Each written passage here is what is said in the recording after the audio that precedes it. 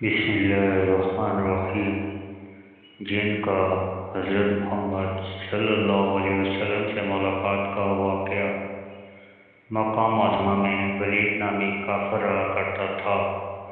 اس کا ایک سونے کا بت تھا جس کی وہ پوجا کیا کرتا تھا۔ ایک دن اس بت میں حرکت پیدا ہوئی اور وہ کہنے لگا، لوگو، محمد اللہ کا رسول نہیں ہے، اس سے تصدیق مت کرنا، نعوذ باللہ معاذ اللہ۔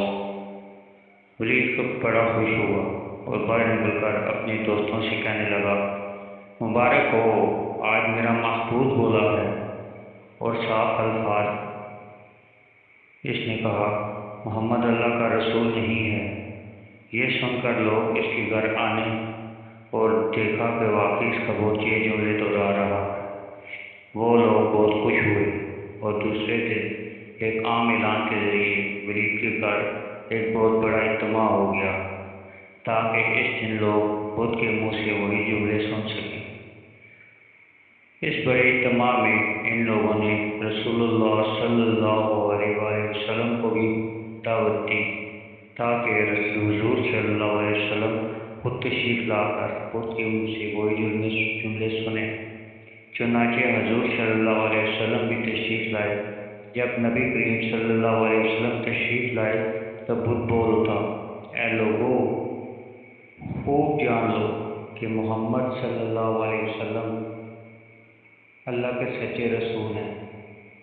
ان کا ہر ارشاد سچا ہے اور ان کا دین حق پر ہے۔ تم اور تمہارے بت جھوٹے ہیں جو تمہیں گمراہ کرنے والے۔ اگر تم اس سچے رسول پر ایمان نہ لاؤ گے تو جہنم میں جاؤ گے۔ بس عقل مندی سے کام لو اور سچے رسول صلی اللہ علیہ وآلہ وسلم کی غلامی اختیار کر لو۔ بت کی یہ باتیں سن کر ولید بڑا گھبرایا اور اپنے معبود کو پکڑ کر زمین پر دے مارا اور اس کے ٹکڑے ٹکڑے کر دیے۔ حضور صلی اللہ علیہ وسلم فاتحانہ طور پر واپس ہوئے تو راستے میں ایک گھڑ سوار جو سخت فوج تھا حضور صلی اللہ علیہ وسلم سے ملا۔ اس کی ہاتھ میں تلوار تھی جس سے خون ٹپک رہا تھا۔ حضور صلی اللہ علیہ وسلم نے فرمایا، تم کون ہو؟ بولا، میں جن ہوں، آپ کا غلام اور مسلمان ہوں، جبل طور میں رہتا ہوں، میرا نام معین بن عمرو ہے۔ میں کچھ دنوں کے لیے کہیں باہر گیا ہوا تھا، آج گھر واپس آیا تو میرے گھر والے رو رہے تھے